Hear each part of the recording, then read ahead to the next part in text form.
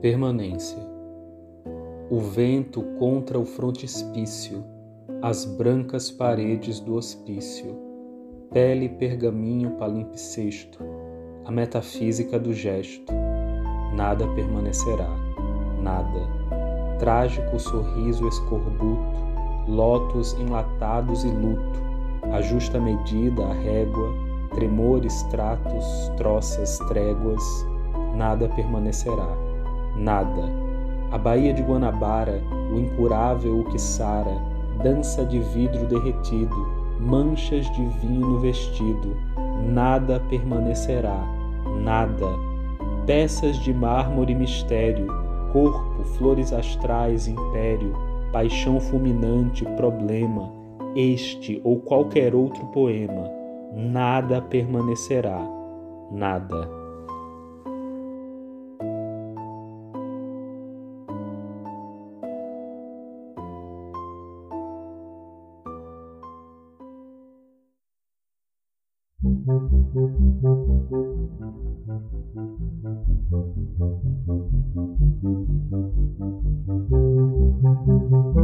Olá, eu sou o Luciano Duarte e este é o episódio de número 3 do Baleia, um podcast de discussão sobre literatura lagoana. Hoje recebemos Felipe Benício, escritor e professor do curso de Letras da Universidade Federal de Alagoas. E vamos começar.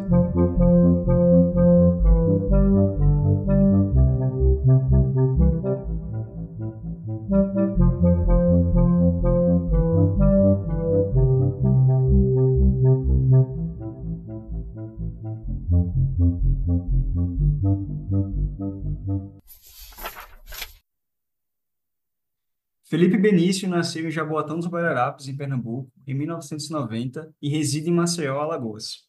É autor do livro de poemas Do Caos e, pela imprensa oficial Graciliano Ramos, publicado em 2018 e que foi finalista do Prêmio CEP Nacional de Literatura em 2017. E do livro de não-ficção O Neodistópico, Metamorfoses da Distopia no Século XXI, publicado pela EduFal em 2023, e fruto de sua pesquisa de doutorado em estudos literários realizada no PPGLL da UFAL, Universidade Federal de Alagoas. Integra o grupo de pesquisa Literatura e Utopia e é membro do coletivo Volante. Desde janeiro deste ano, é professor do setor de estudos literários do curso de Letras em Inglês da Faculdade de Letras da UFAL. Felipe, primeiramente, muito obrigado por ter aceitado o convite, pela disponibilidade. Eu sei que a rotina de professor universitário não é fácil. Para mim é uma honra muito grande ter você por aqui. Olá, Luciano. Olá, pessoal que está ouvindo nesse momento. Eu é que agradeço assim pelo convite. Fico muito feliz, muito lisonjeado pelo convite, por fazer parte desse projeto que já nasce tão bonito, né? Que é o podcast Baleia, e ter a oportunidade de dialogar com um leitor tão refinado, né? E tão criativo como você. Então, muito obrigado, Luciano, pelo convite. Obrigado pelo elogio. Então, eu queria que você falasse um pouco sobre como começou o seu processo de escrita, quais foram os autores, as autoras que te influenciaram naquele momento e quais são os nomes que continuam te influenciando até agora.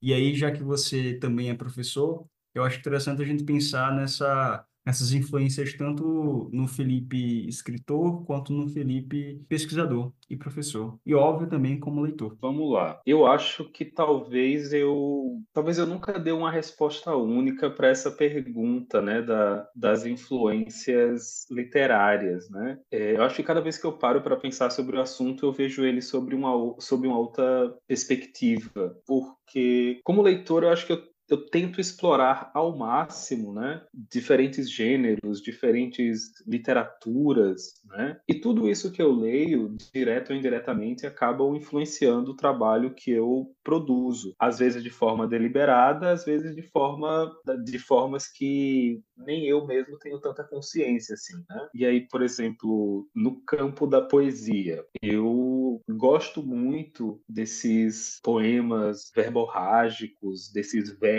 gigantescos e cantantes do Walt Whitman, por exemplo, ou do Álvaro de Campos, né, o heterônimo do Fernando Pessoa, poemas cujos versos às vezes mal cabem numa página, né? Mas eu também admiro, aprecio e gosto da escrita mais comedida em termos de métrica ou em termos de estrofe, como é o caso da Emily Dickinson, por exemplo, e é o caso também do João Cabral de Melo Neto. Então, veja, são poéticas bem distintas, poéticas bem diferentes, mas das quais eu gosto, né? Das quais eu aprecio.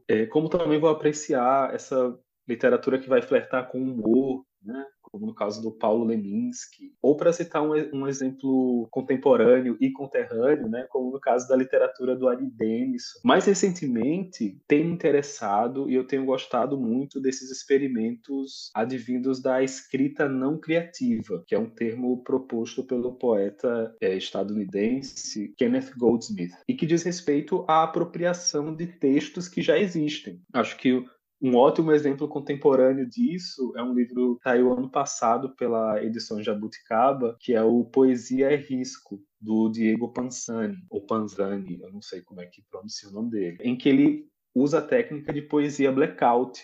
Então ele pega a página, né, de um poema e risca alguns versos, deixando à mostra apenas algumas palavras. Ou seja, ele cria um poema a partir de um poema que já existe, né? Eu tenho gostado muito desses experimentos, assim, da escrita não criativa. Então, por isso que, para mim, é muito difícil falar de influências literárias, né? Tem gente que consegue muito facilmente se colocar nessa situação ou nessa posição da pessoa que é auto-apadrinhado por um escritor ou por uma escritora, né? Tem um escritor favorito, a escritora favorita e tal. Eu ainda não cheguei nesse ou nessa escritora, né? Não sei se eu vou chegar em algum momento. Como eu disse, há escritores e escritoras que eu admiro muito e aos quais eu sempre recorro e vou recorrer, mas eu prefiro ser esse leitor errante, pelo menos por enquanto, né? Então, em termos de referências, eu acho que é isso. E aí você fez uma outra pergunta também, que foi sobre o início da carreira, né? Que também é outra coisa difícil de responder, né? Tipo, quando é que a gente começa a ser escritor, né? Efetivamente. É quando a gente começa a escrever, é quando a gente começa a escrever literatura, porque assim, eu não gosto de me colocar nessa posição de que eu já nasci escritor. Embora, se eu me colocasse nessa posição, eu iria rememorar experiências como desenhar quadrinhos, a estrutura, né, de uma página de quadrinhos com bonequinhos palito, e depois pedir para o meu pai escrever os diálogos dessas histórias que eu inventava com os bonequinhos palito. Mas eu acho forçar muito a barra, assim, de tipo, de ver essa atividade como já qualquer prenúncio de uma atividade literária que viria a se desenvolver no futuro, né? Para mim é difícil localizar esse momento em que eu começo a ser escritor. Nesse momento eu me lembro por exemplo, de experiências na adolescência. Na adolescência eu fazia parte de juntei com os amigos, né, aquela coisa bem de adolescente, criança e tal, a gente criou uma banda e eu escrevia as letras de música dessa banda, né? E é uma banda que nunca chegou a se concretizar, porque a gente criou a banda, mas as pessoas não sabiam nem tocar os instrumentos ainda, né? Eu acho que de todo mundo que topou fazer parte da banda, acho que eu fui o mais compromissado, né? Eu fiz a minha parte, eu escrevi as letras. E eu escrevi muito, escrevi bastante coisa. Que eu acho que é algo muito comum também dessa fase, da adolescência, né? A gente tem tanta coisa para explorar, tanta coisa para entender do mundo, né? Tudo é uma grande novidade, tudo é uma grande descoberta. Não é à toa que nesse momento muitas pessoas cultivam diários e eu estava lá exercitando a escrita com as letras de música, né? Para a banda imaginária. E eu gostava de escrever, né? Eu escrevia também peças de teatro, né? Para a gente fazer para as disciplinas da escola. Então, eu gostava dessa parte de escrita, né? Acho que assim como algumas pessoas vão tender para outras áreas, né? Eu gostava muito dessa parte da escrita. E foi mais ou menos nessa época da adolescência que eu conheci um professor de história, veja bem, professor Nildo Santos, e ele tinha e ainda tem hoje um projeto chamado Albatroz Poetas do Poente. E ele me chamou para fazer parte desse projeto. E ali eu comecei a ter contato com poesia brasileira, porque nesse espetáculo que ele fazia era um espetáculo todo calcado na intertextualidade. Então tinha poemas do Fernando Pessoa, poemas da Cecília Meirelles, poemas do Augusto dos Anjos, poemas do Vinícius de Moraes, sabe? Então eu comecei a ler essa galera toda. Inclusive a primeira vez que eu tive contato com o poema do Drummond foi numa aula de história. O Nildo recitando esse poema na sala. Carlos, não se mate, o amor é assim mesmo. Hoje beija, amanhã não beija. Né? E depois eu fui para a biblioteca procurar esse livro onde estava esse poema que ele tinha lido. Né? E aí, nesse momento, eu acho que houve a primeira vez em que eu me propus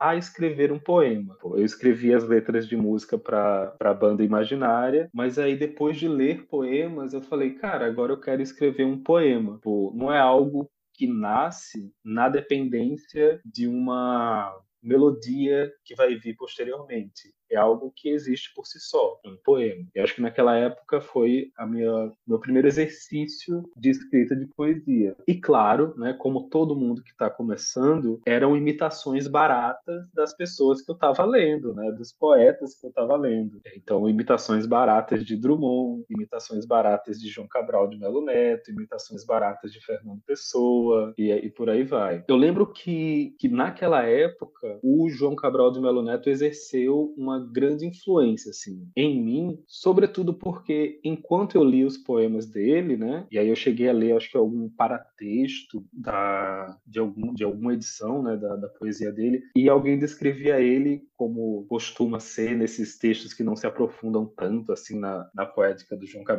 Cabral como um poeta cerebral, né? Eu acho esse termo muito complicado hoje, né? Mas naquela época eu achei aquilo interessante. Era a pessoa que abria mão daquele lirismo esparramado, verborrágico, para apostar numa linguagem mais concisa, mais dura. E eu gostava disso. Eu gostava do João Cabral porque naquele momento, para mim, ele fugia daquele estereótipo do que a gente associa ao poeta ou ao artista, né? Como essa pessoa meio deslocada da realidade, né? Então, foi uma obra e uma figura que exerceu uma importância grande assim nesse primeiro momento de experimentos de escrita. E claro, passado esse momento da adolescência, do ensino médio, veio o meu ingresso no curso de letras. Eu fiz letras em inglês na Universidade Federal de Alagoas. E esse é um evento que é sempre um divisor de águas na vida das pessoas que são apaixonadas por literatura, que escrevem literatura. Eu sei, por exemplo, de muita gente que deixou de escrever depois de entrar no curso de letras, como também sei de casos de pessoas que começaram a escrever depois de entrar no curso de letras. Existe uma explicação talvez muito óbvia para isso, que é o fato de você perder a sua ingenuidade diante do texto de um modo geral, né?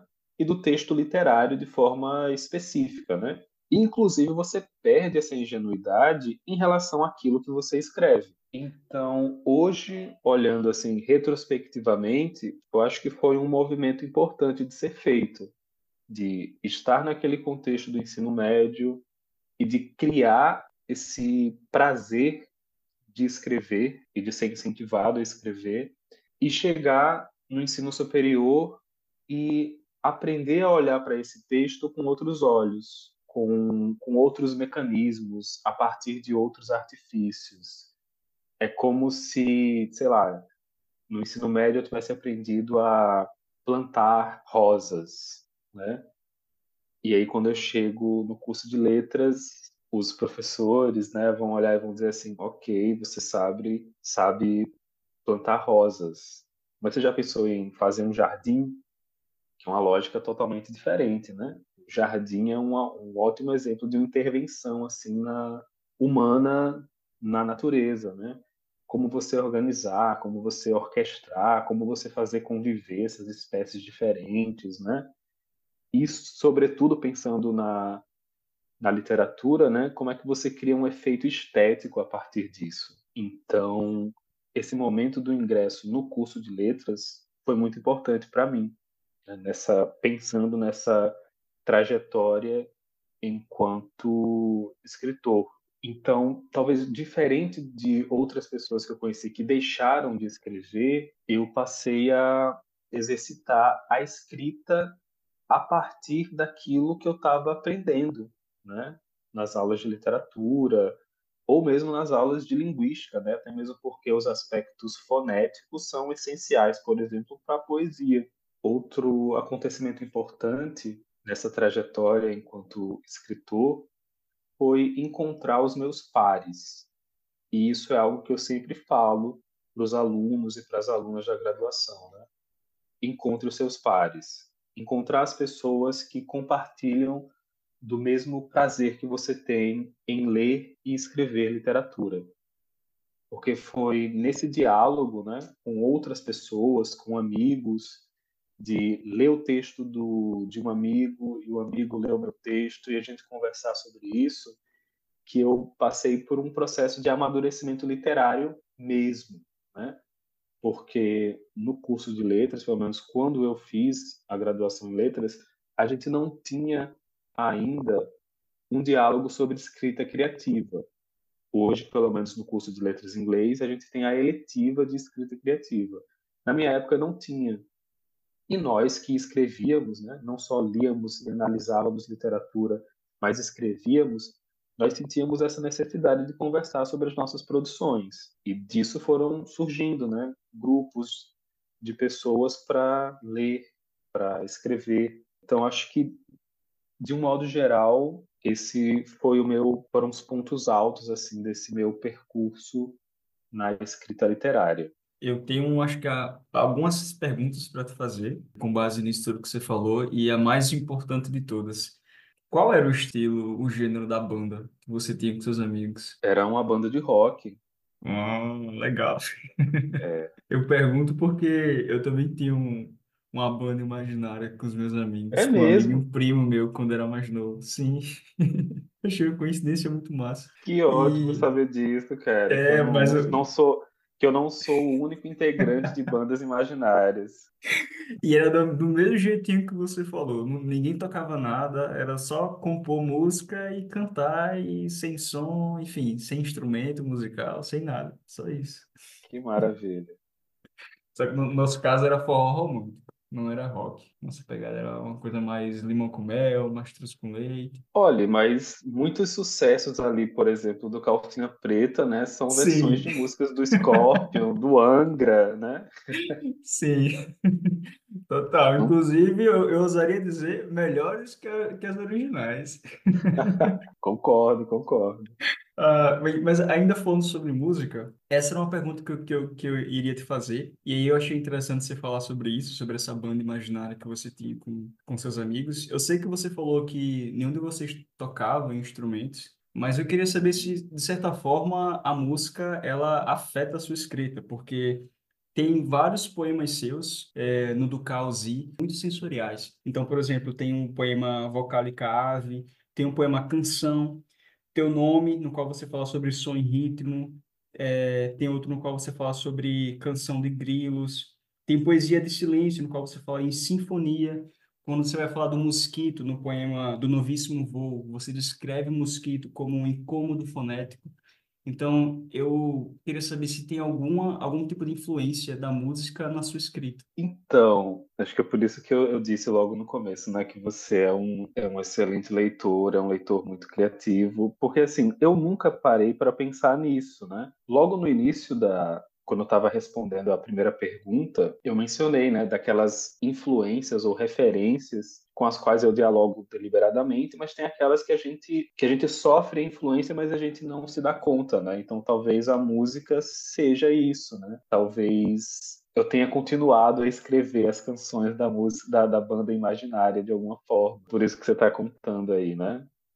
E de fato, né, tem um poema chamado Canção, que talvez cumprindo a sua graça, né, o seu propósito na vida, de fato virou uma canção, né? Ele foi musicado pelo Chico Torres e ele vai sair em breve em um CD. Então, veja só que curioso. Um ciclo que se fecha. É verdade. Esse curso de escrita criativa que você mencionou, é você que tem ofertado? Não. Quem tem ofertado a disciplina de escrita criativa, que é uma disciplina eletiva, é o professor Pedro Rieger, que é um profissional assim bastante multifacetado, né? Então ele é dos estudos críticos do discurso, mas ele também atua nessa área da escrita criativa. E só para emendar assim uma anedota desse momento de transição, né, desse rito de passagem assim, que é o ingresso no curso de letras, porque como eu falei, eu já cheguei lá escrevendo, já escrevia.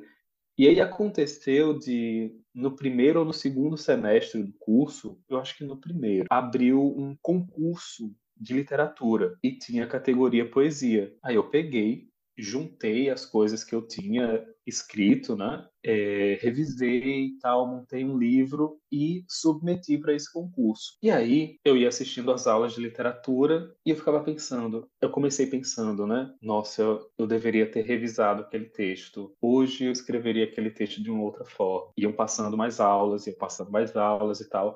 Eu sei que chegou um momento em que eu me arrependi completamente de ter submetido esse livro ao concurso. E a minha grande paranoia por alguns dias ou meses, enquanto não saiu o resultado, era se, por um acaso muito estranho do universo, o meu livro fosse escolhido, como é que eu ia dizer para a comissão organizadora que eu não queria que aquele livro fosse publicado de jeito nenhum? Então, rolou esse processo de ir desconstruindo aquela escrita que eu comecei a ver como ainda em processo. Então, vamos pensar que eu entrei no curso de letras em 2009, o do Causi vai sair quase uma década depois, né? Foi em 2018. Então, rola um percurso aí que foi muito necessário, né? Para eu poder chegar nessa obra que finalmente eu quis mostrar para o público, que eu achei que valeria a pena estar no mundo, diferente daquele livro lá de 2009. Mas aí alguma coisa desse livro de 2009 entrou no do Causi? Não. E esses poemas você ainda tem? Tenho, porque eu tenho um grande problema que é não me livrar de arquivos antigos.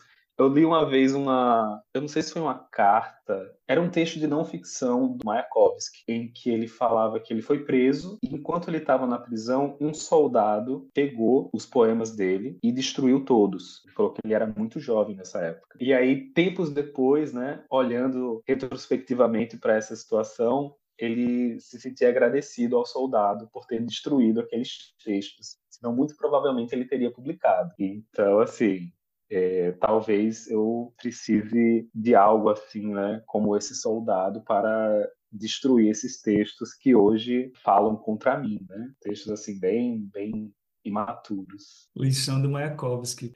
Quando que vai sair esse CD no qual vai constar uma dos seus poemas musicados? Ele vai sair este ano, mas eu não saberia te dizer o mês exatamente. O Chico Torres, acabou de publicar um single que se chama Retrato de uma Jovem em Chamas, que é uma canção que ele fez a partir de um poema do Lucas Litrento, e é uma canção interpretada pela Bárbara Castellões. Então, assim, nesse projeto de disco, o Chico Torres pegou vários poemas, na verdade, de autores e autoras contemporâneos daqui de Alagoas. E eu fui um dos que ele convidou, né, para fazer parte desse projeto, né, contribuindo com um poema que virou, né, a letra de música. Cada faixa do disco é de autoria de um autor ou autora contemporânea de Alagoas. Muito bom. Eu achei um projeto muito bonito, assim, desde o começo, assim, quando ele me falou. E fiquei muito Sim. feliz de ter sido convidado, né, para fazer parte. Bom, avançando, já que a gente falou, você comentou um pouco sobre escrita criativa ou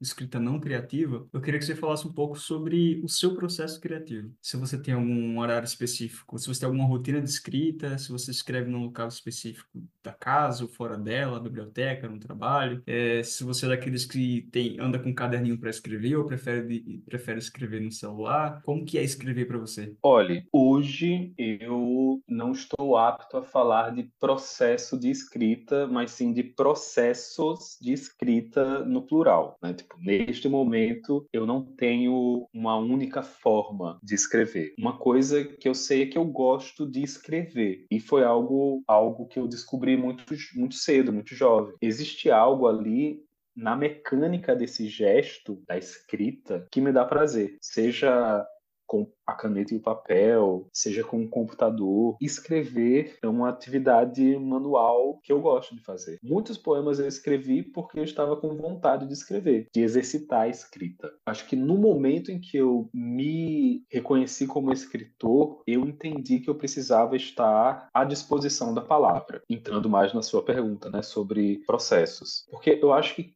quem trabalha com escrita em qualquer modalidade, e acho que até mesmo quem trabalha com arte de um modo geral, percebe muito cedo que vão aparecer ideias na sua mente, que se você não tomar nota, você vai perder para sempre. Você pode ter até ideias melhores depois, mas aquela não. Algumas pessoas vão chamar isso de inspiração. Então, muito cedo eu adotei o famigerado caderninho de notas. Eu tenho muitos cadernos. Acho que já na época do ensino médio mesmo, a última matéria do meu caderno, começando na última página, né, ou seja, de trás para frente, o caderno ia sendo preenchido com essas anotações, com esses garranchos, com essas ideias. Depois, eu fui gradativamente migrando para o computador. E eu acho que eu passei muitos anos da minha vida, assim, sem caderno nenhum, só escrevendo no computador. Mais recentemente é que eu tô retomando o hábito da escrita manuscrita, até mesmo porque já houve pesquisas científicas que disseram, né, que você ativa outros processos cognitivos quando você está escrevendo à mão. Então eu estou retomando o caderninho de novo, né? Mas assim, eu acabei desenvolvendo um sistema muito prático no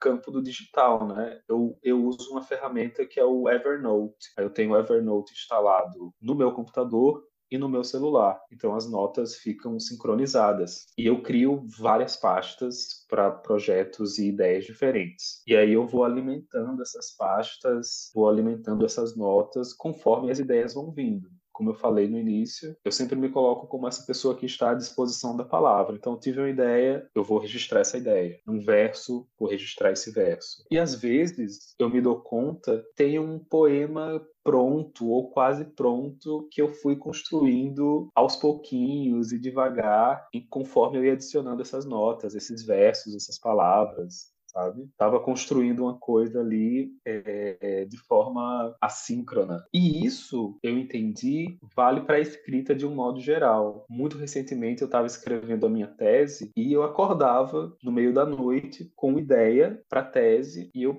corria para o celular para registrar essa ideia, porque eu sabia, ou pelo menos eu não confiava o suficiente na minha memória, que eu ia lembrar dessa ideia no outro dia pela manhã. Então, um dos processos que eu entendi é isso, não perder as ideias, guardar essas ideias. Em algum momento, elas vão ser úteis. Mas eu também já escrevi muito movido por esse ímpeto que surge do nada. Tipo, às vezes é uma frase, às vezes é uma palavra, às vezes é um texto. Às vezes é uma frase que está te assombrando e você precisa colocar ela num texto. Então, já escrevi também movido por esse ímpeto, né? Como também já escrevi já escrevi textos a partir de exercícios, sejam oficinas ministradas por outras pessoas ou limitações que eu impus ou que eu estabeleci para mim mesmo para exercitar a escrita. E isso pode ser um soneto ou um lipograma, ou escrever um texto sem usar uma letra específica, né? Escrever um poema sem usar a letra A, sabe? Tipo, de lançar esses desafios, porque para mim a escrita também tem muito esse lugar do lúdico, né? Da experimentação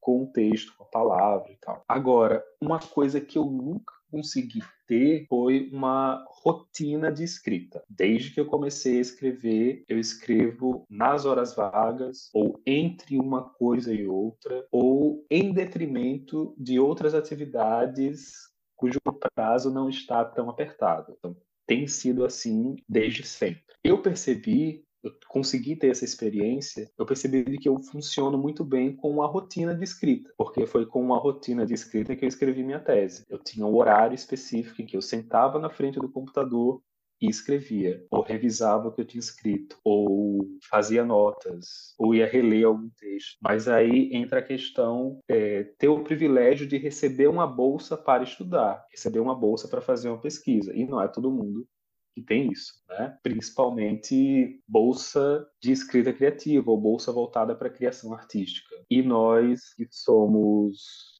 filhos de trabalhadores e trabalhadoras, que não somos ricos, que não temos herança, né? A gente acaba doando grande parte da nossa força de trabalho e criatividade, das horas do nosso dia para o trabalho. Isso é uma realidade. Assim. Agora eu digo recentemente, né? Com a aprovação no concurso, eu tenho pela primeira vez na minha vida as condições materiais para reservar, nem que seja um turno de um dia da semana para escrever literatura. Uma parte do processo literário, que é ler e estudar literatura, já está inclusa no meu trabalho. Trabalho dando aula de literatura. Inclusive, estou amando reler Sylvia Plath, Walt Whitman, William Blake, William Carlos Williams, Grace Nichols, sabe? Essa galera toda para preparar a aula. Mas até o momento eu ainda não consegui ter essa rotina de ter um dia específico para escrita. Para você ter uma ideia, eu comecei esse projeto, ter um dia para escrita, aí eu fiz um dia. Na semana seguinte, no mesmo dia, eu precisei usar esse horário para escrever um projeto de um evento acadêmico para ser submetido a um edital de fomento, sabe? Então,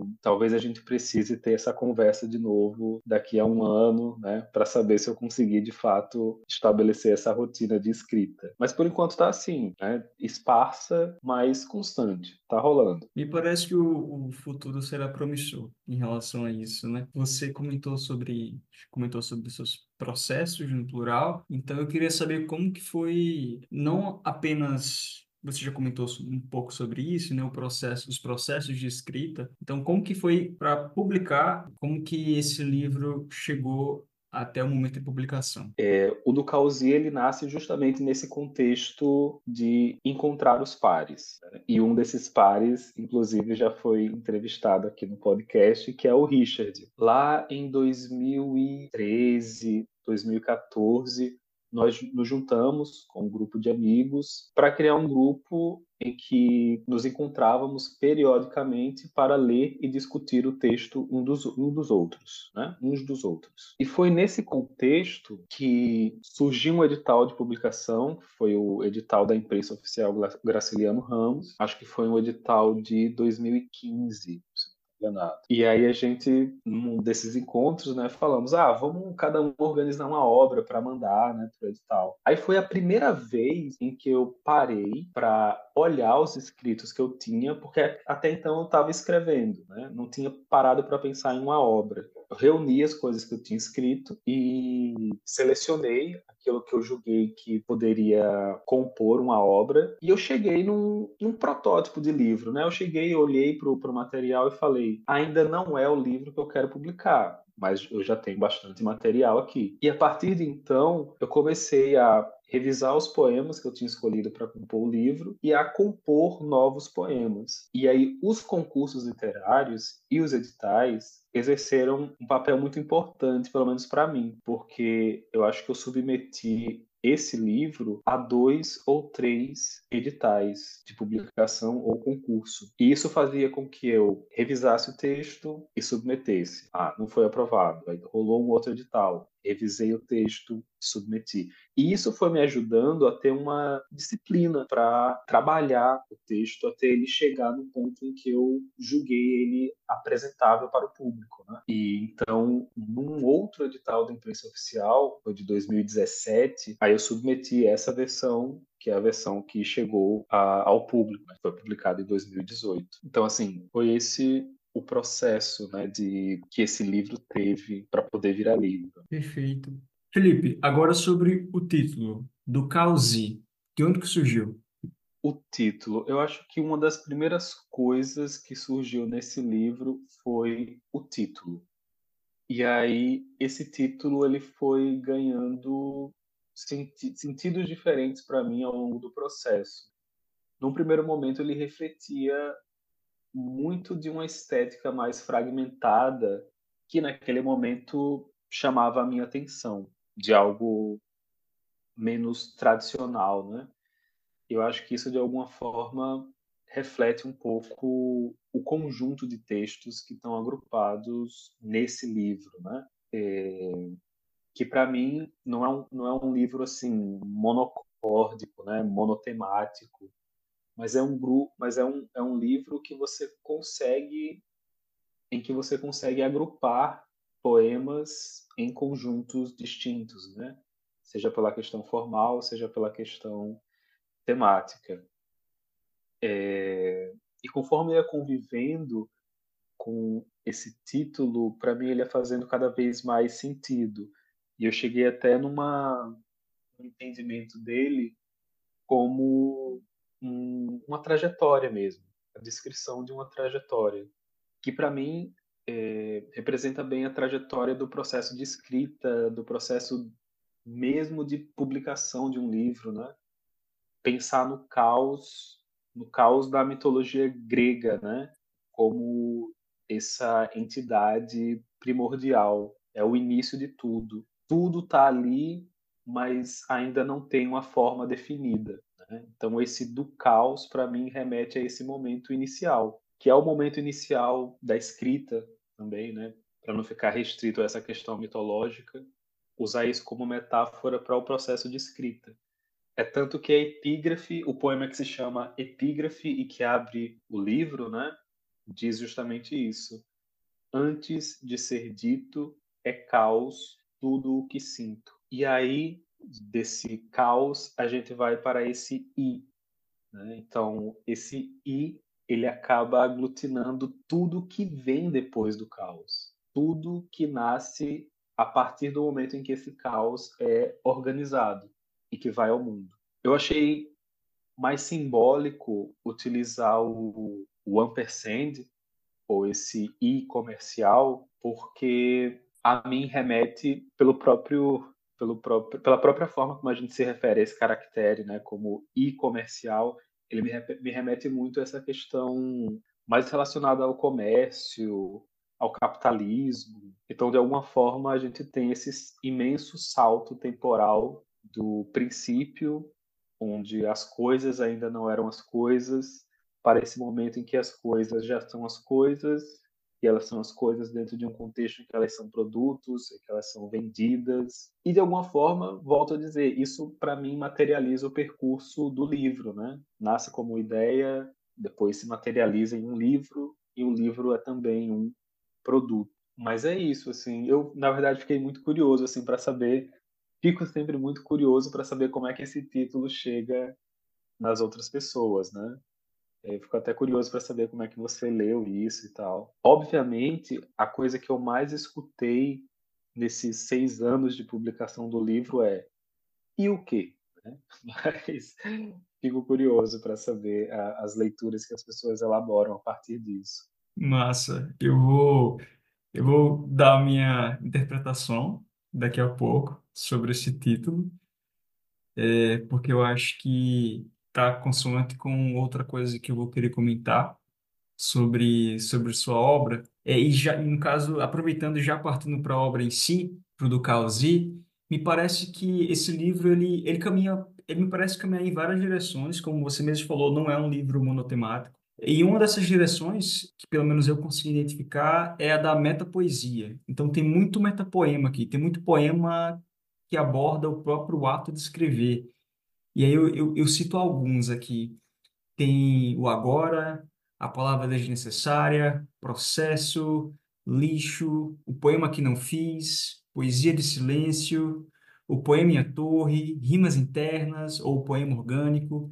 Eu queria que você destrinchasse um pouco esse seu ímpeto de escrever sobre escrever. Eu acho que, de alguma forma, essa escrita sobre a escrita, ela reflete muito daquilo que eu falei sobre escrever ser uma atividade que me dá prazer e de eu querer refletir sobre isso. Ou de, às vezes, eu tentar para escrever, né, como um exercício, como é que eu posso dizer, como um exercício manual, como um artifício, e talvez as primeiras ideias que aparecem ali elas me levem para esse lugar da escrita em si, né, de por que escrever, como escrever, né?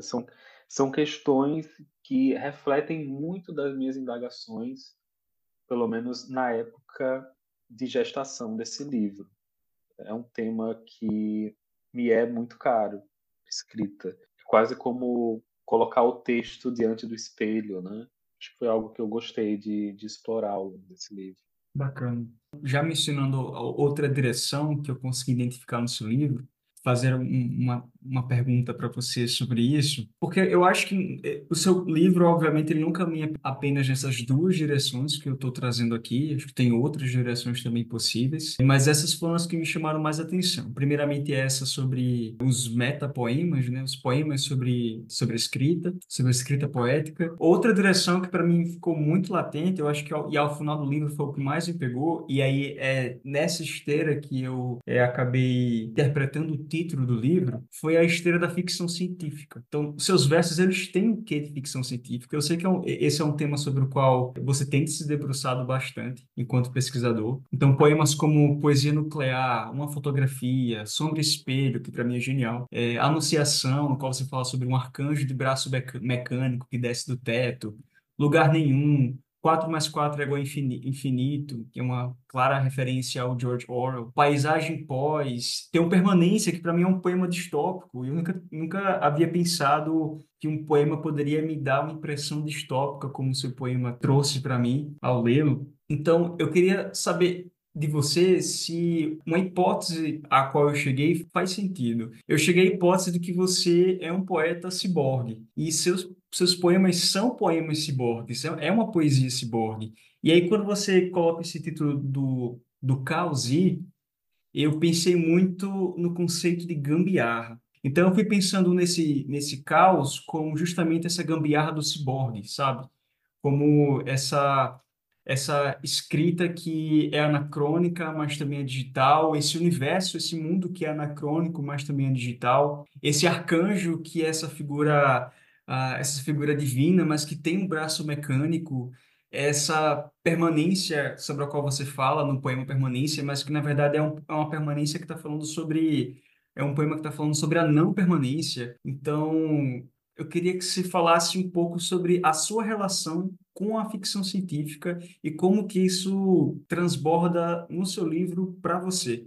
E se essa interpretação do poema ciborgue, da poesia ciborgue, do poeta ciborgue, desse título que para mim é um título ciborgue, se isso de alguma forma faz sentido. Eu nunca tinha parado para pensar nessa perspectiva, assim, especificamente, mas faz todo sentido. Eu acho que o livro, ele reflete muito das minhas preocupações e das minhas leituras, né, do meu trabalho, inclusive enquanto pesquisador. Eu pesquiso ficção científica, distopia contemporânea em língua inglesa. E esse foi o tema da minha pesquisa de doutorado, né? Na graduação foi que eu comecei a ler ficção científica, comecei a ler textos de ficção científica, né?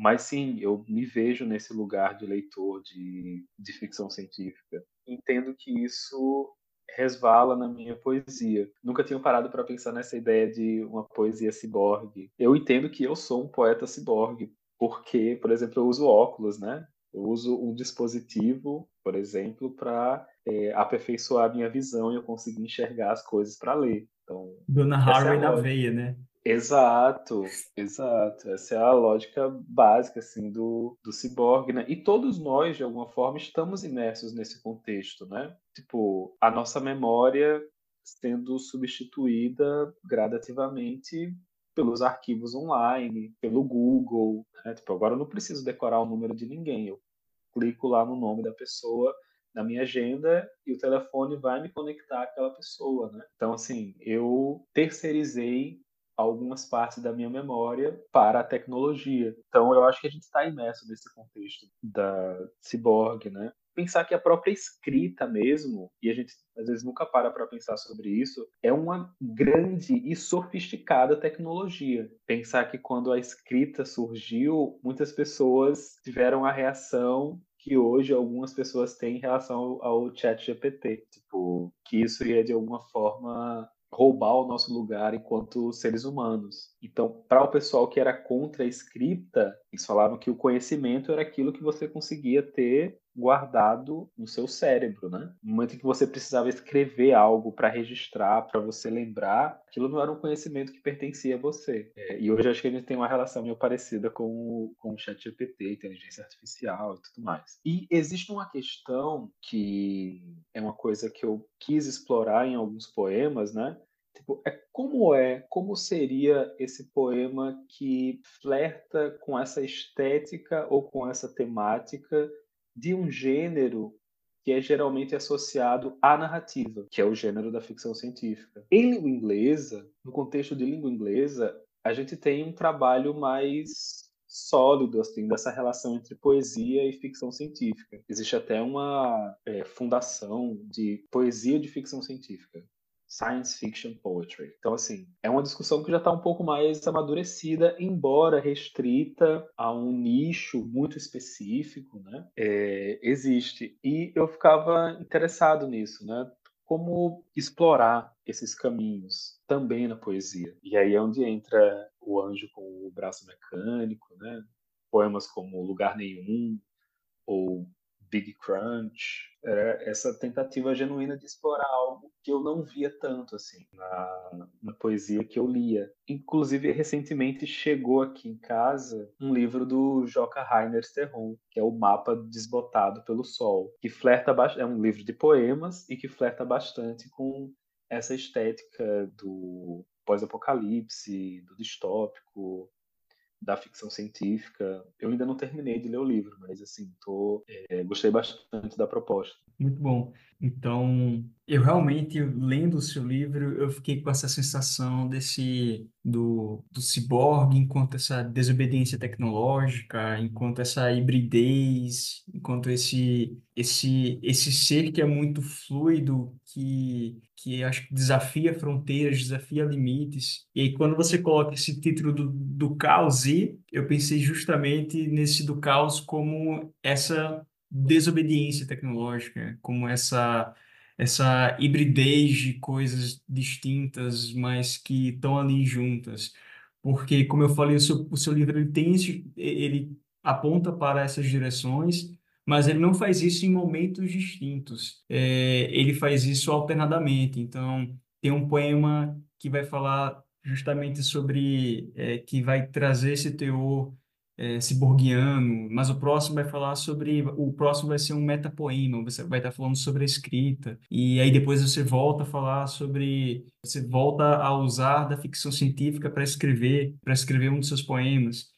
E essas coisas vão se intercalando, não me parece que é justamente uma desobediência temática, assim, dentro do seu livro. E aí eu fiquei pensando no do Caos enquanto isso, sabe? Eu fiquei associando do Caos com o ciborgue, com a gambiarra. Enfim, é interessante, muito interessante ouvir você falando sobre isso. Então, tem umas questões assim na organização do livro, né?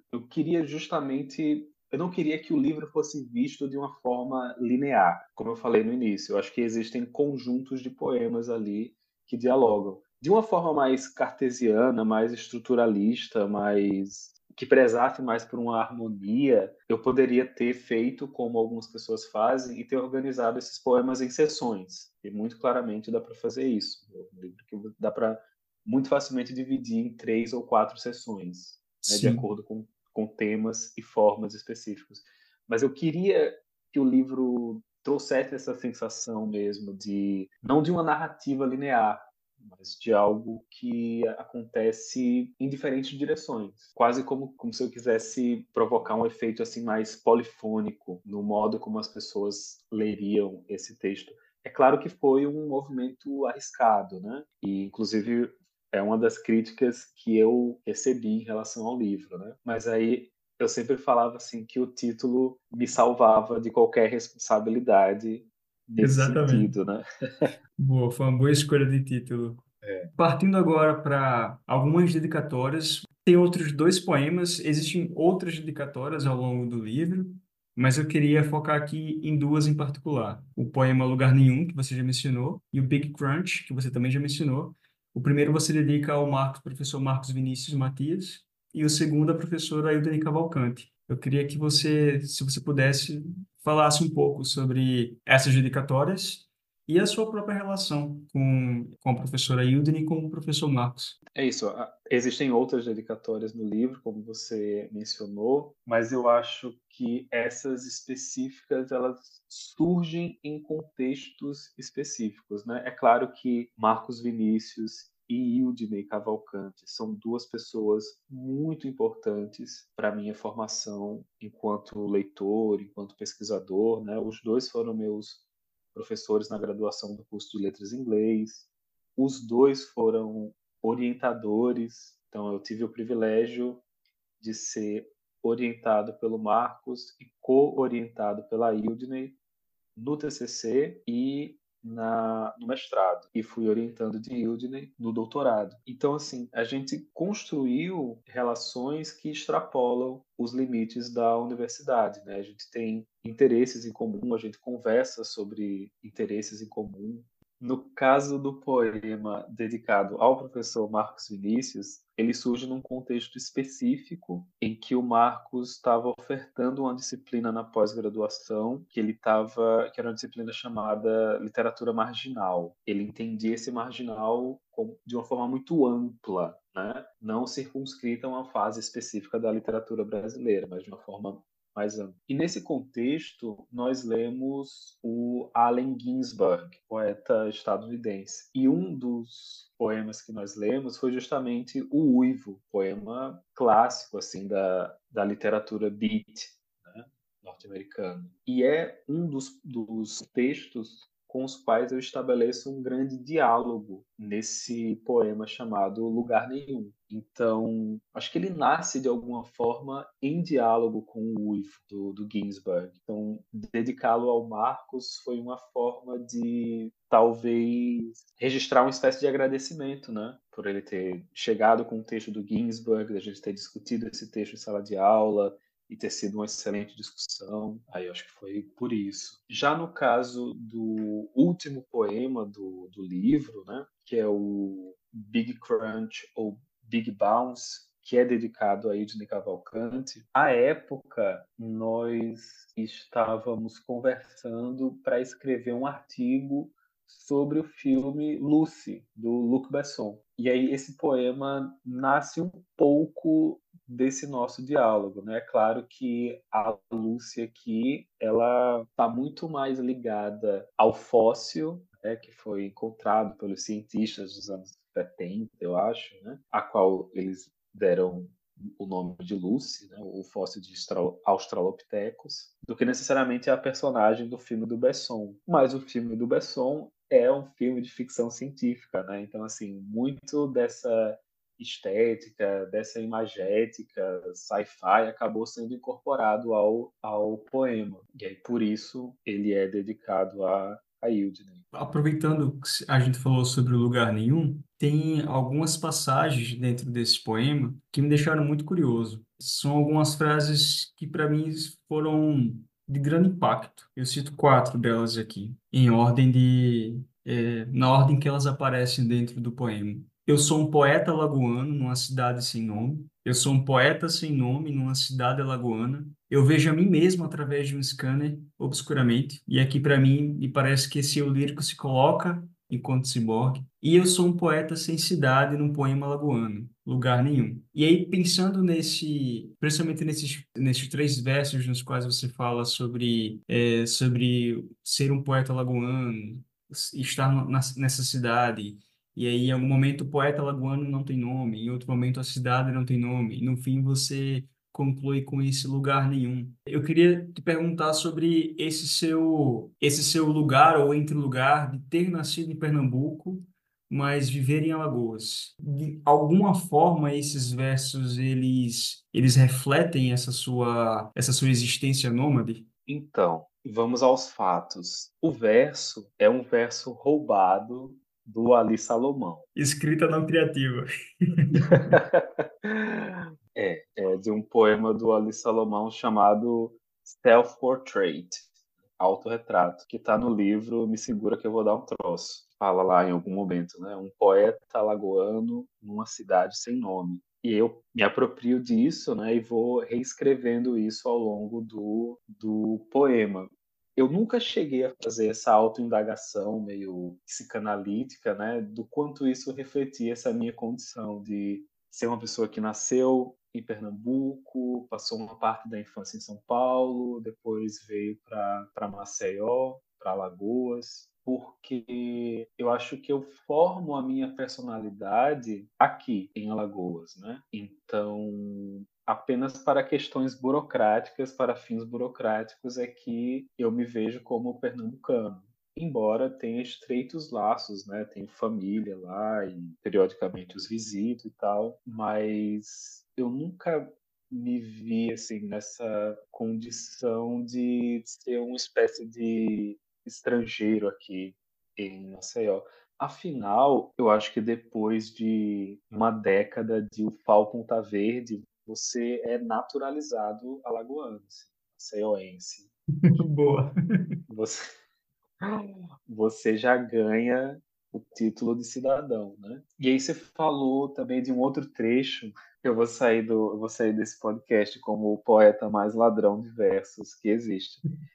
Eu vi a mim mesmo através de um scanner é uma referência a um título de um romance do Philip K. Dick, A Scanner Darkly, um Olha scanner só. obscuramente, que por sua vez é uma paráfrase de um trecho bíblico, que no original, na Bíblia não é um scanner, é um espelho, né? De ver através de um espelho obscuramente. Então, você vê que quando a Júlia Kristeva diz que todo o texto é um mosaico de citações, ela não está brincando, né? Então, é o intertexto do intertexto do intertexto. E eu acho isso muito bonito, né? Porque você olha para a literatura e vê como essa grande teia em que os livros se conectam, os textos se conectam em vários pontos. Eu acho isso muito bonito. E ao roubar os versos e me apropriar deles, eu, de alguma forma, meio que contribuo para que essa teia fique mais emaranhada. Perfeito. É aquilo que você comentou sobre a escrita não criativa em prática. Que não deixa de ser criativa também, né? Pois é, pois é. É Eu acho que preciso fazer as associações para, né, pegar qualquer verso e colocar e que vai dar certo, né? Aham. Eu acho que quem fala isso é o Leonardo Villaforte, no livro Escrever Sem Escrever, que saiu pela Relicário. Que ele fala que, no final das contas, a escrita não criativa ela está buscando meios de ser criativa de um jeito que não é clichê, que não é convencional, né? Mas ela Uhum. almeja uma certa criatividade. Ainda sobre isso, tem aquele livro Hobby como um Artista. É, Austin Kleon, eu acho. isso, exatamente. Eu acho que vai nessa direção também. Muito bom. Vai. Tem uma pergunta específica sobre um poema específico que eu queria fazer para você, porque, pelo menos na minha leitura, tanto na primeira leitura quanto nessa leitura nessa segunda leitura que eu fiz, eu percebi que ele está um pouco, eu acho que não deslocado, porque eu acho que vai justamente na ideia do livro, como você mesmo falou, até do próprio título, né? Isso que eu já mencionei como uma desobediência temática, de não seguir uma linearidade, como você bem falou. Ele aparece já quase no final do livro, que é o 24 FPS, que eu acho que seria idealmente lido em inglês, como 24 frames per second, no qual você vai falando sobre, você traz esse homem que vai surgindo aos poucos, e seriam justamente esses frames por segundo que vão surgindo dentro do poema e também, obviamente, dentro da mente do leitor, da mente da leitora. Eu queria que você falasse um pouco sobre ele, porque ele me parece muito, muito singular dentro desse livro, Certo. pela própria temática dele. Você está falando de um homem que basicamente dá um disparo em outro homem, né? Sim, eu gostei muito disso que você falou. Eu acho que eu vou adotar para quando eu estiver falando sobre o livro, né, dessa desobediência temática. Eu vejo esse poema dentro do grupo de poemas do livro em que eu busco abrir mão do verso como princípio básico de construção do texto. Naquele momento, eu acho que esse foi o mais radical que eu consegui ir na construção de alguns poemas. E aí, outros poemas que vão nessa direção são Rimas Internas, né? E O Processo. São poemas que eu escrevi a partir dessa provocação, né? Do tipo, é possível escrever um poema sem necessariamente ter um verso que siga uma sintaxe específica, sabe? Aí esse foi um experimento calcado no exercício de descrição que ia se revelando pouco a pouco. Então foi isso que eu me propus a fazer nesse poema. É claro que o poema, ele, como é que se diz, ele transcende certos limites, né? Eu lembro de um comentário que o Alan Nogueira fez sobre o poema, que acontece muita coisa para apenas um segundo, né? E eu acho que esse também é um dos aspectos assim que o poema se apropria de uma linguagem ou de uma forma de representação da linguagem, que é essa ideia de frames por segundo, que é muito do cinema, né? Eu particularmente localizo ele no conjunto da obra, né? No grupo de poemas em que eu tento explorar a escrita da poesia sem necessariamente utilizar versos no sentido de orações ou frases. De que outras formas eu posso criar um poema também? Então, Processo e 24 FPS, particularmente, estão criados a partir desse princípio da repetição e acumulação, repetição e acumulação. Então, essa parte do livro que tende para as poéticas experimentais, para esses exercícios mais radicais de escrita, né? Aí eu vejo ele dessa forma. Essa sua explicação acabou acrescentando outras camadas para a interpretação que eu tinha feito. Eu não tinha conseguido conectar imediatamente esse poema com aqueles outros poemas experimentais que você traz no livro, que são justamente poemas sobre o processo de escrita, mas agora você comentando sobre faz todo sentido. Acho que é justamente esse que talvez possa ser visto como um problema do livro, tipo, de não organizá-lo, não agrupar esses textos de modo que as suas relações sejam evidenciadas, de deixar isso a cargo de quem está lendo, né? Porque assim, não é todo mundo que vai fazer o exercício como você fez, por exemplo, de pegar o livro, ler e reler.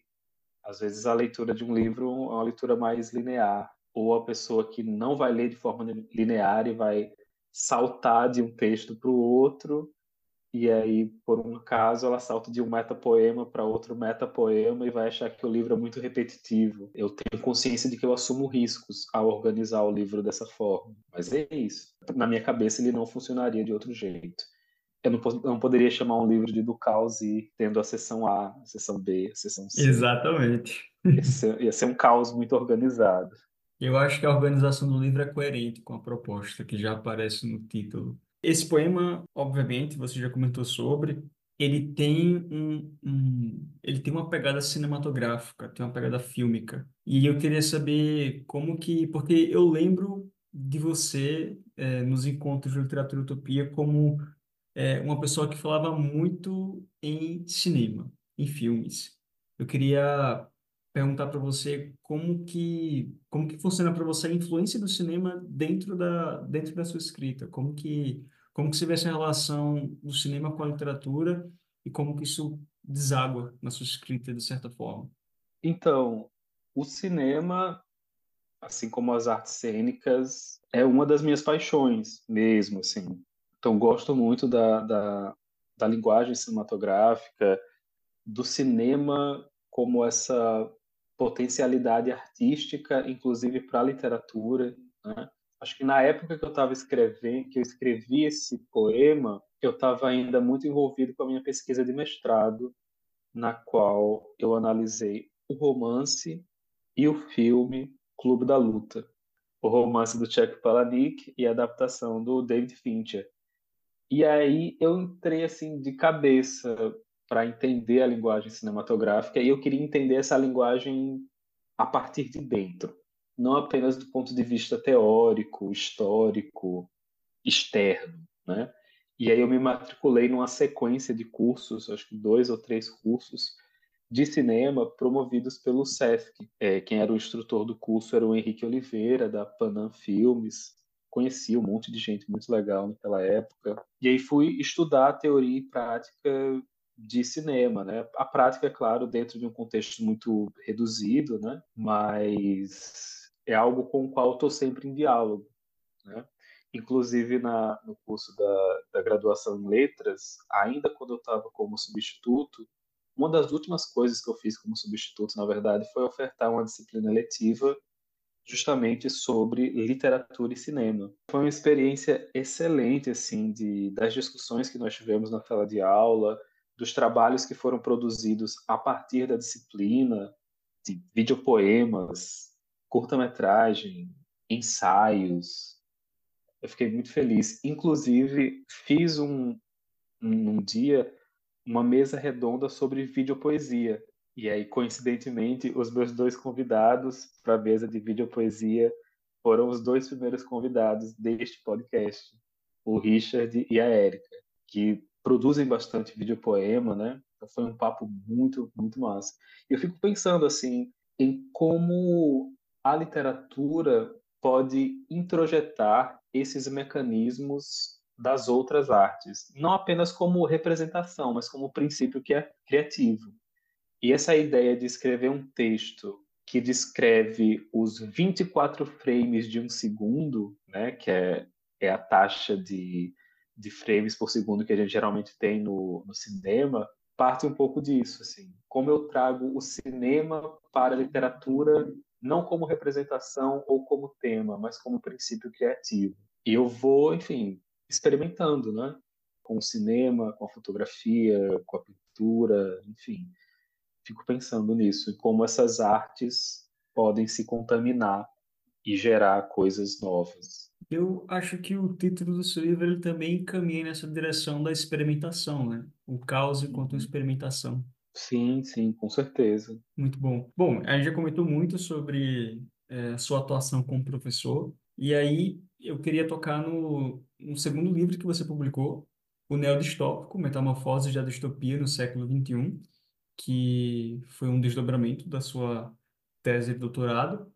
Eu queria que você comentasse um pouco sobre esse livro e aproveitar para te perguntar sobre como que você vê essa conciliação entre a escrita criativa ou não criativa, como você trouxe aí, e a escrita acadêmica. Como que é para você conciliar esse lado, o Felipe, professor universitário, pesquisador, e o Felipe, escritor de literatura? Então, veja, eu acho que eu só posso dar uma resposta provisória sobre, sobre isso, sobre essa conciliação, né? Eu acho que a gente conversou no início sobre o fato de que, pela primeira vez na minha vida, eu tenho as condições materiais para ter um dia para escrever literatura, né?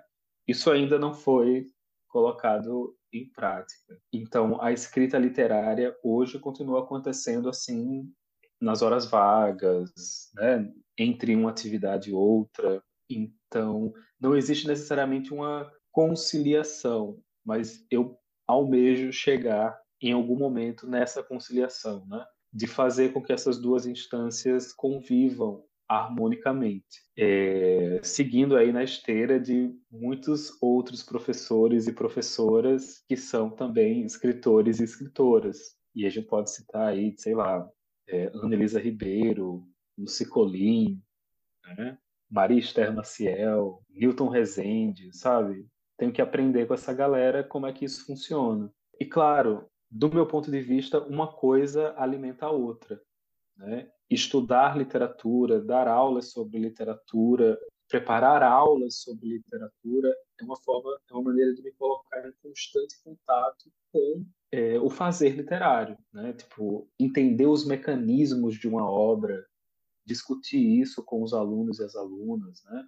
Então, é sempre uma experiência muito rica estar na sala de aula e falar sobre literatura. Então, isso me dá muito material para quando eu sento para escrever alguma coisa, né?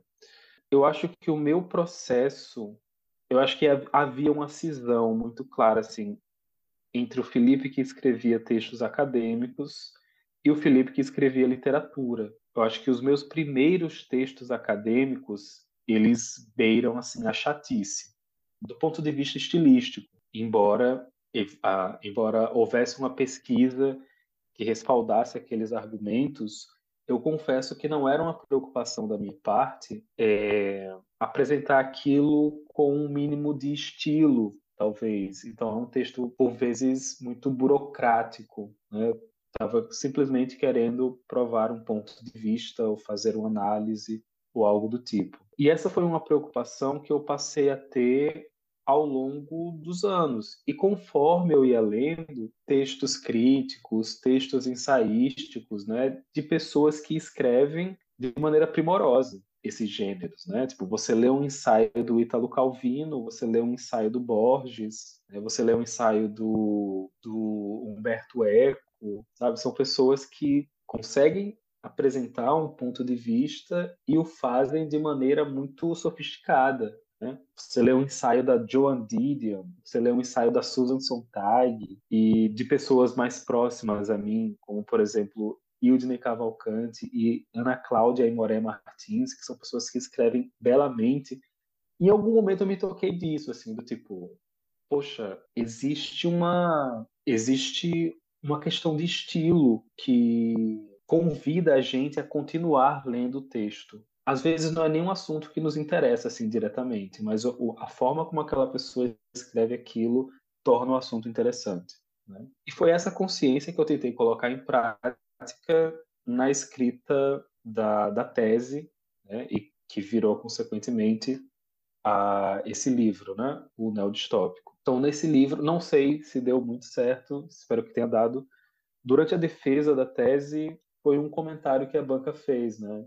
Que era um texto que era muito agradável de ler. Eu fiquei muito feliz com isso. Assim. Não sei, claro, se é algo que todas as pessoas ou as outras pessoas que lerem o texto vão sentir também. Mas foi algo que eu tentei fazer, de pegar um assunto denso, teórico, né, e tentar apresentar isso da melhor maneira possível. No livro, né, eu proponho esse conceito que eu estou chamando de neodistópico para caracterizar narrativas produzidas no século XXI que, embora dialoguem com as distopias do século XX, elas o fazem de forma mais experimental, de maneira a não simplesmente repetir uma estrutura do gênero que foi estabelecida no século passado.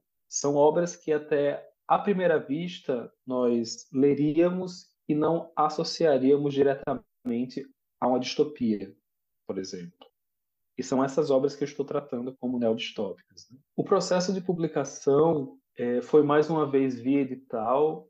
O primeiro livro de poemas foi via edital. Esse segundo livro foi também via edital. Foi um edital da UFAL que visava publicar obras de funcionários, servidores da UFAL, seja técnico ou docente. E à época eu estava como docente. Eu preparei o material, tive que fazer uma redução, né? O texto da tese é um texto maior, mas eu tive que reduzir o texto para caber na quantidade de páginas que o edital exigia, né? Então uma parte da tese ficou de fora. E aí foi isso, ele foi publicado na última Bienal do Livro, em 2023. Foi uma experiência um pouco complicada, assim, porque tinha esse lance da Edufal tá lançando mais de 30 livros de uma vez só. E aí a gente sabe, né, que você publicou livro recentemente, que a edição de um livro é uma coisa que demanda um certo tempo, um certo cuidado, né? Você não pode fazer assim, seguindo uma lógica meio de publicação por atacado, sabe? E aí teve um pouquinho de dor de cabeça nesse processo, mas no final deu certo, né? O livro saiu. Que bom que deu certo no final. É interessante ver como que a pesquisa, a sua escrita acadêmica, o que você faz enquanto pesquisador, conversa também com o que você faz enquanto escritor, de literatura. Porque, como a gente falou, esse seu apuro em relação à ficção científica, a distopias e utopias, acaba transbordando para a sua escrita. E aí, como você acabou de falar, a sua escrita literária também influenciou a sua escrita acadêmica. E eu acho que, de fato, você trouxe uns nomes aí bem interessantes, como a Susan Sontag, você falou da Maria Esther Maciel, que também é escritora literária, mas também escreve, também faz pesquisas, é uma grande pesquisadora. Pegando esse gancho de como que essa literatura, pesquisar a literatura distópica, utópica, ficção científica e escrever sobre ficção científica, escrever sobre, tanto academicamente falando quanto literariamente, usar a ficção científica enquanto um processo de escrita também, um método de escrita. Eu queria falar do seu envolvimento com o grupo Literatura e Utopia, que é um grupo no qual você está já há muitos anos e acho que você já está muito imerso dentro desse grupo. Então, realmente, né, eu estou há bastante tempo no Literatura e Utopia, porque eu entrei no Literatura e Utopia logo no início da graduação, assim.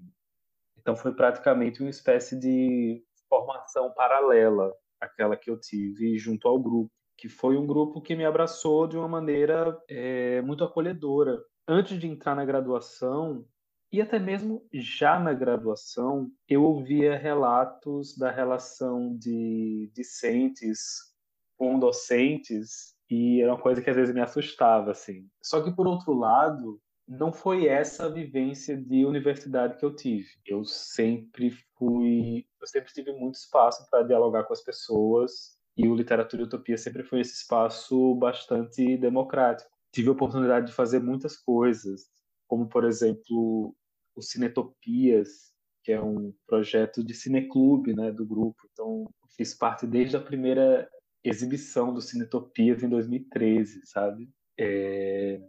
Eu estou à frente da organização do concurso Poesia e Utopia, que já vai para a sua oitava edição. Então, é um grupo também muito aberto a dialogar com essas outras formas artísticas. E, como é que se diz? Esse é um lugar onde eu quero estar, sabe? Não é um lugar restritivo, mas é um lugar expansivo. E dentro do grupo, claro, foi onde eu consegui ir amadurecendo as minhas investigações, as minhas leituras sobre utopias, distopias, ficção científica, né? Que culminaram nessa tese e no livro. Então, acho que você chegar ao ponto de propor um conceito, né? Pelo menos no meu caso, é fruto de uma longa reflexão, de muitos diálogos, né?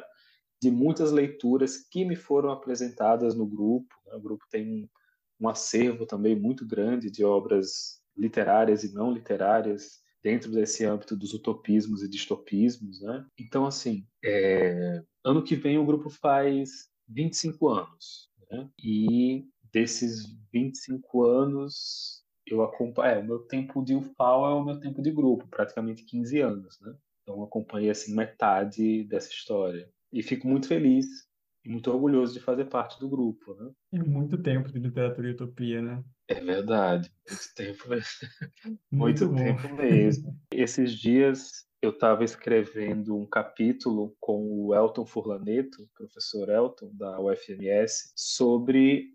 Era um histórico dos eventos acadêmicos do grupo. E, assim, é uma longa história, né? O Colóquio Literatura e Utopia já vai para a 10ª edição, sabe? Então, muita coisa já aconteceu, assim.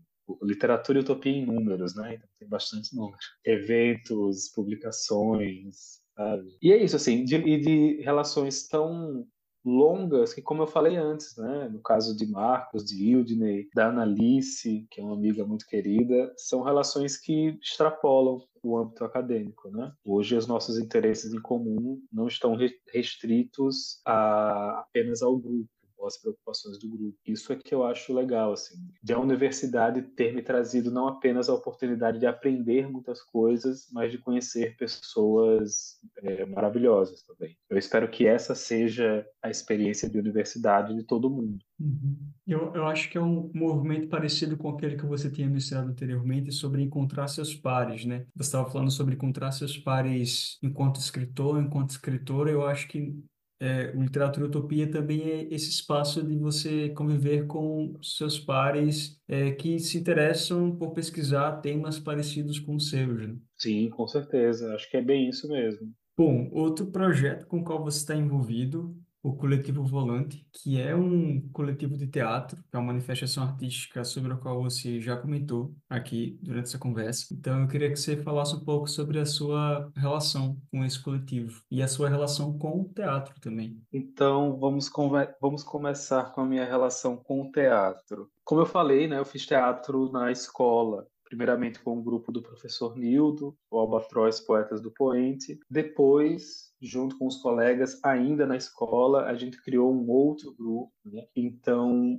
foi uma vivência que eu tive assim dentro do meu mundo limitado de adolescente, de periferia e tal. Foi uma experiência que eu tive assim a sério, sabe? Da gente escrever os textos, ensaiar os textos e apresentar, sabe? Então, quando eu terminei o ensino médio, que eu fui aprovado na UFAL, para quem não sabe, né, a gente tem na Faculdade de Letras tem os cursos, né, de português, francês, espanhol, inglês. E aí tem um pessoal que entra no primeiro semestre e um pessoal que entra no segundo semestre. Eu estava no grupo de pessoas que entraria no segundo semestre, né? Então, letras português e francês no primeiro semestre, letras espanhol e inglês no segundo semestre. Então, embora aprovado na UFAL, eu fiquei o primeiro semestre de 2009, né, sem ter aula ainda.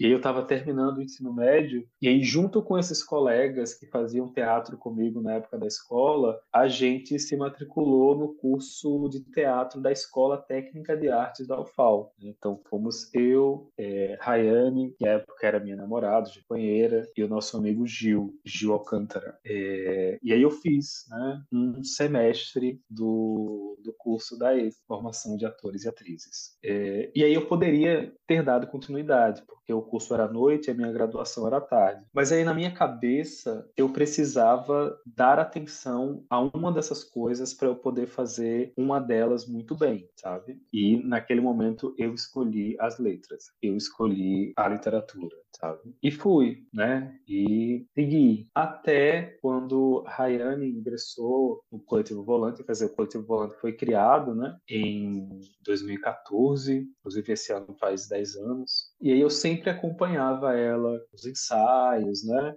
O grupo é formado pela Rayane Góes, pelo Bruno Alves e pelo Nivaldo Vasconcelos. E o Nivaldo é uma pessoa do audiovisual, então o grupo ele tem esse trânsito entre as artes cênicas e o audiovisual. E aí nessa época em que eu estava, né, estudando o Clube da Luta e investigando o audiovisual a fundo, tive ótimas experiências com o Nivaldo, ajudando ele a realizar alguns projetos, né? Participei de uma gravação da websérie Texto Ex Machina, participei de 1 ou 2 dias de gravação do filme Teresa, e são todas produções que estão disponíveis online, né? Mas assim, eu sempre entendi que o meu lugar era nas letras. Até muito recentemente, quando eu participei da produção de uma websérie que foi a Jacobine pelas Janelas. Também está disponível online. E aí, a partir de então, eu vim me envolvendo cada vez mais nas atividades do grupo, né? E hoje nós estamos em um processo de investigação, né? A gente está se encontrando semanalmente, estamos lendo textos, fazendo exercícios e vamos ver no que é que vai dar, né? No futuro próximo aí. Não estou prometendo nada, né? Mas em breve pode ser que venha alguma coisa aí. Vai vir, sim. Bom, a gente está se caminhando para o final agora e eu queria saber o que é que você está lendo nesse momento. Então, neste momento, é bom que os livros estão aqui do lado, né? Então, neste momento, eu estou lendo um livro do Borges, do Jorge Luiz Borges, que é um curso sobre literatura inglesa. Para quem não conhece esse lado do Borges, o Borges é um grande conhecedor da literatura inglesa, da literatura de língua inglesa e tal.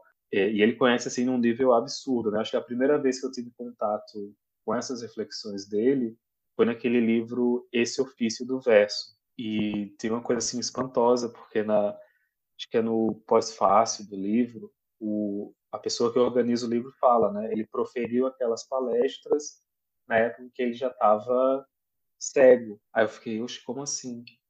E ele cita de cor poemas em inglês antigo, sabe? Eu falei, caramba, bicho, como é que o cara consegue ter isso assim gravado de memória, sabe? Uma língua que nem é sequer falada, e ele sabia. E ele tem essa erudição incrível, né? E aí tem esse livro específico, né? Que é A Course on English Literature, e aí eu tô lendo, tá? Uma dessas leituras motivadas pelo trabalho como professor, né? Então, Essa é a minha leitura teórica do momento, né?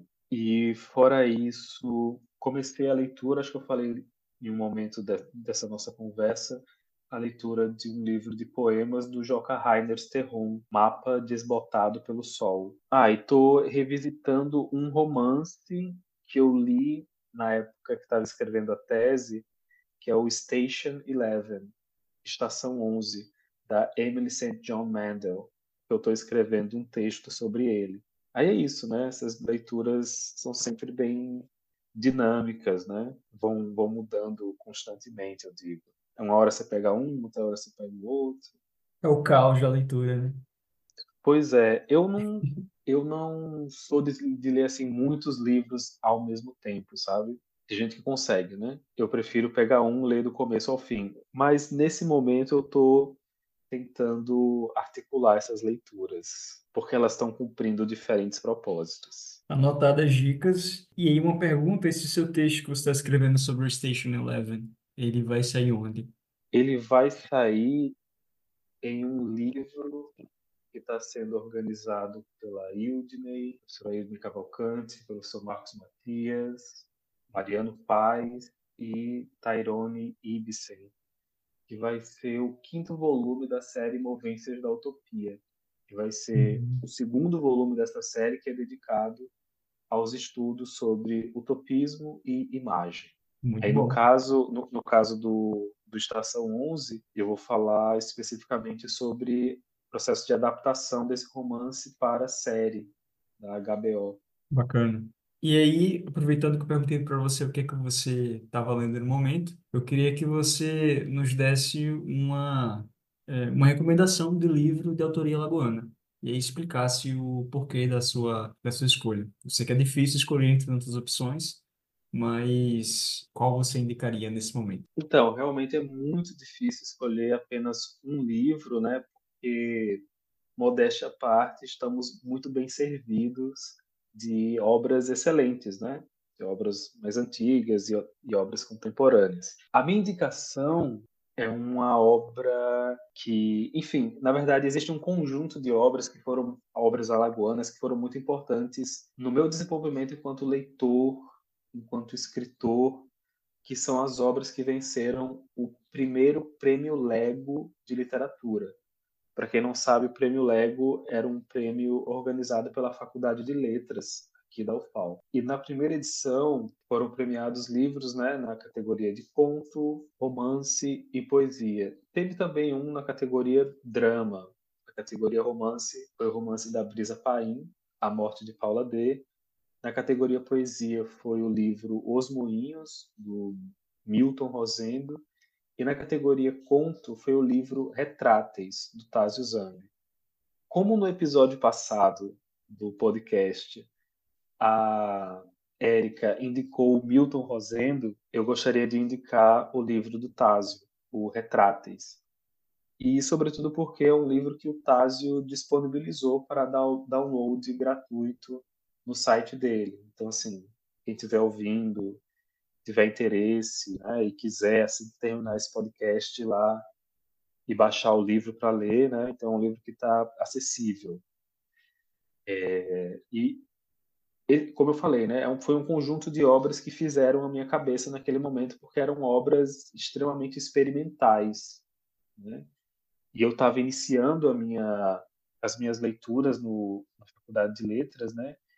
E me vi espantado de uma forma muito positiva de descobrir que tinham pessoas tão criativas, tão geniais, tão radicais em termos de experimentação literária em Maceió, produzindo literatura, né? Então isso foi algo que exerceu assim, me deu inspiração, sabe, para escrever. Eu acho que eu não teria escrito o do Causi se eu não tivesse lido esses livros lá naquele momento. E aí hoje eu indico Retráteis, do Tázio Zami. Muito bom.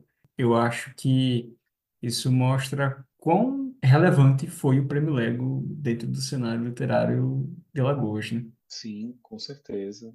Sim, Sobretudo, assim, foi um prêmio que conseguiu estabelecer um certo prestígio, né? a banca examinadora era sempre composta por escritores e escritoras de renome nacional, né, e de fora do estado. Então, enfim, as obras elas já eram publicadas com um certo respaldo crítico, né, de pessoas que entendiam Uhum. muito do fazer literário. É uma pena que o prêmio não exista mais, né? Sim, Mas que bom que, por meio dele, a gente entrou em contato com obras como essas. sim. E caminhando para o final mesmo da conversa, eu queria abrir esse espaço para você divulgar projetos seus, projetos com os quais você está envolvido, publicações próximas, suas redes sociais, onde o pessoal pode encontrar você, seus livros, suas obras, eventos dos quais você vai participar, enfim, fica à vontade, esse espaço é todo seu.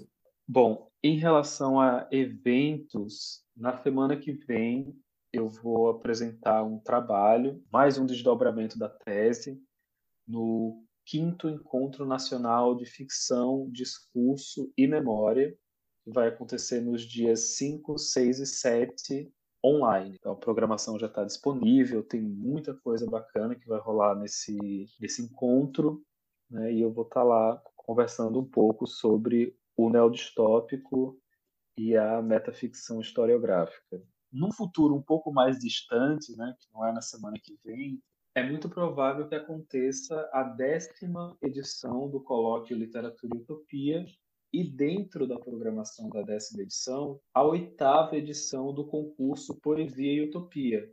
Então, o pessoal que estiver escutando o podcast agora, que estiver com aquele texto guardado na gaveta, ou mesmo que queira se preparar, né, para essa edição do concurso, eu deixo aqui o convite.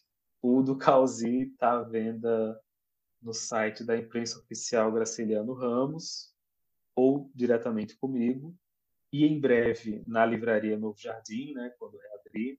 E o Neodistópico está disponível no site da EduFal ou diretamente comigo. O meu Instagram é @FelipeBenicio_. E o meu e-mail, né, para quem ainda for assim, do tempo do e-mail, de escrever e-mail para as pessoas, é felipebenicio.fb, F de Felipe, B de Benício, @gmail.com.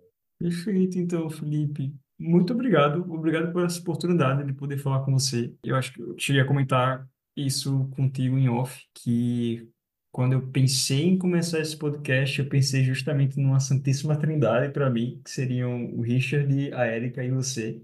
Então, eu estou me sentindo muito realizado de ter conseguido fazer os 3 primeiros episódios com vocês três. Quando surgiu a ideia, eu só tinha um sonho e 3 nomes na cabeça. Era isso que eu tinha e, bom, consegui fazer aquilo ao que eu me propus a fazer pelo meus 2 primeiros momentos e eu estou muito honrado de poder fechar esse ciclo com uma conversa contigo. Quando eu te conheci, você estava no doutorado e eu era um aluno de graduação. Agora é interessante poder conversar com você enquanto doutorando e conversando com você, você sendo agora um professor universitário. Eu acho que, enfim, poder ter a chance de conversar com você aqui hoje, eu acho que se você conseguiu chegar nesse lugar onde você chegou, um caminho que você tem trilhado, que você trilhou e continua trilhando um caminho muito bonito dentro da área da literatura, e sempre com muita modéstia, e sempre com muita disposição para ajudar quem está por perto. Então, é isso. Muito obrigado por essa chance. Não sei nem o que é que eu vou dizer, mas eu agradeço muito mesmo, Luciano, pelas palavras tão gentis, né?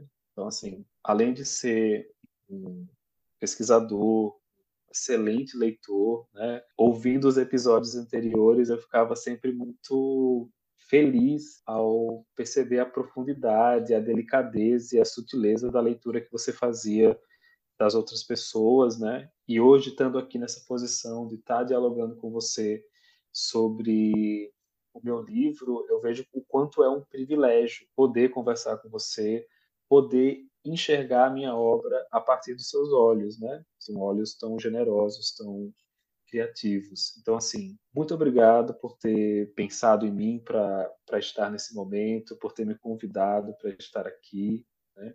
Eu desejo vida longa ao podcast Baleia e muito sucesso em todas as suas empreitadas, né? Seja como pesquisador, seja como escritor. E agora, como sempre, conte comigo. Lindeza, muito obrigado. É isso aí.